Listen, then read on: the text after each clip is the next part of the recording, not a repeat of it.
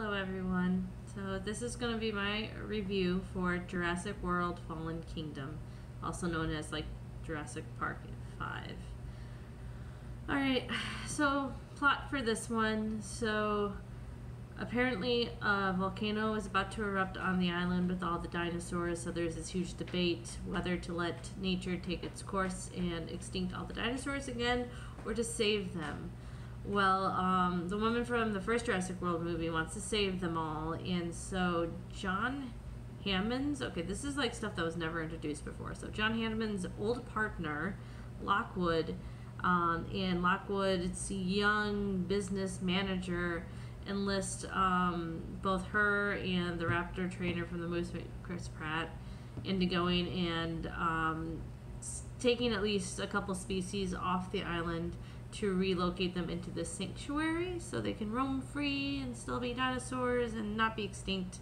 And so they go there, but here's the spoilers, okay? Double cross, that's not what's really happening. They end up taking all these dinosaurs back into the homeland, because that's always a great idea, into California. And this Mills guy, the business guy in charge of the first mission, the original mission, who sent everybody over there to get the dinosaurs, this Mills guy is actually having an auction for all of these dinosaurs so that they can use them for their own like medicine, soldier wise. Also, he wants to create new dinosaurs again with the genetic material to make them trainable and more, I guess, worth more money. And of course, all hell breaks loose and they get chased around. And then in the end, they all get released into America. Okay, so that was the summary. Review on this one. And this is what my friend said who I watched it with, and this is exactly what I was thinking throughout the entire movie.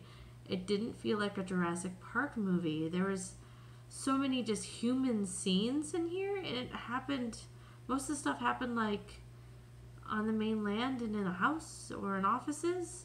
It didn't feel like all the other ones. A large part of the movie, if not all the movie, took place on the island and chasing, getting, you know, caught in there and trying to run for your life in different situations. And that's what it really, those movies are kind of about.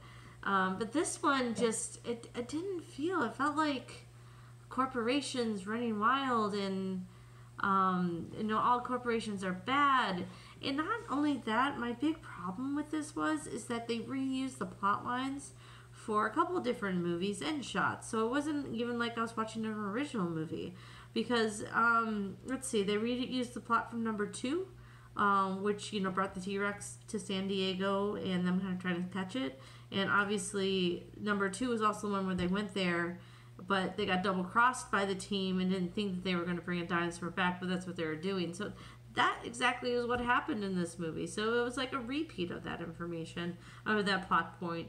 And then they used the same plot point for Jurassic World 1, where they recreated, they made their own genetic dinosaur. They made this super raptor. Didn't we learn that lesson from the first Jurassic World movie, not to make something better and smarter than humans, because that's just going to be bad. It was highly predictable what was going to happen. They used a lot of shots, compositions from actually the first movie into this one. There was, it was, you know, a lot of the action took place in this really old, huge mansion. So it had one of those little doors, trolley systems where you can crawl in and go between the walls. And so it had that almost exact same shot from the first movie when Ellie was trying to, not Ellie, but the young girl was trying to, like, you know, close it as the raptor's charging at her. It's the exact same shot. Climbing up the stairs and getting nipped at the ankle. Exact same shot. You know, having the computer nerd kind of saved the day a little bit. Exact same plot element. It wasn't a lot, it was just a mishmash of a lot of the original story, but it just didn't execute it well enough, I feel like. And there are just some things that just didn't make sense to me. Like, they made a big deal about turning the lights off in this one scene. I'm like, why would you want to turn the lights off? Wouldn't you want to know where the raptor is?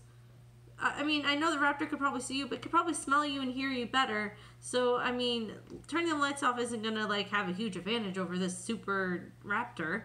So that didn't make sense. And then like there was a scene where the guy like shot the dinosaur and made it go to sleep, right? The raptor, and then he opens the cage and gets in there. Why? I mean, he wanted a trophy off of it. That it still didn't make any sense why you would go in there. I was just like, what? You're an idiot. And I really feel like it was only like the filmmakers thinking, ooh, let's make this other exciting moment by making this happen. I'm like, no human in their right mind would do that. And of course, you're gonna make it go free and wreak havoc on it. It's just, what I did really, there are some things I did enjoy. I mean, I did like the island sequence, running away from the lava. That was cool. I did like running away from the raptors and dinosaurs in the mansion. I really liked that one, and I really liked the that one dinosaur that was just ramming its head at everything and just flinging everybody. And I was thinking, with all these people at the auction, that one little dinosaur, not even like eating people, it's just headbutting everybody. I'm like, if you can't control that one dinosaur, how are you going to expect to control a T-Rex and everything else?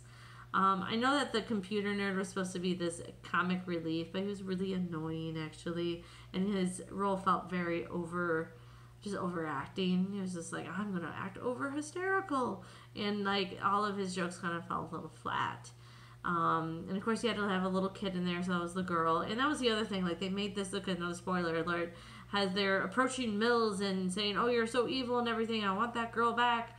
And he's just like, "Just so you know, she's actually a clone." I'm like, there was no motivation to tell everybody that she was a clone, and now I kind of like, oh, okay, but it was just kind of throwaway thing. Like they made her feel like her identity was secret a little bit, like by not showing her picture of her mother. And when I saw the picture of her mother, I'm like, I don't get it. And then like you find out she's a clone, I'm like, okay. It doesn't really advance the plot. I don't really care. And finally, but the whole sequence in the mansion was a lot of fun. On the roof, of course, they were using the shot again of almost being attacked, but then another dinosaur goes in and kind of attacks the other dinosaur, and it's just, in the end, it's just two dinosaurs fighting, kind of like the end of the first movie, and at the end of Jurassic World, where another bigger dinosaur takes over the action. And I really didn't like the ending. Another spoiler alert, all of the dinosaurs were about to be poisoned to death in this basement for a leak. And keep in mind, they're in California. They're not on an island. They're actually in America, on mainland.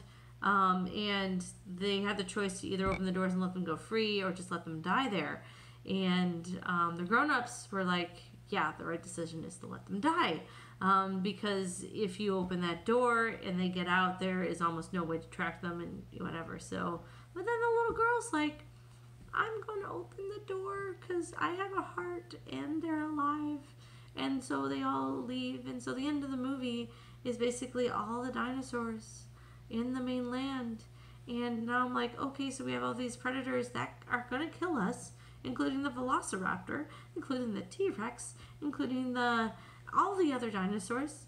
And so I'm like, is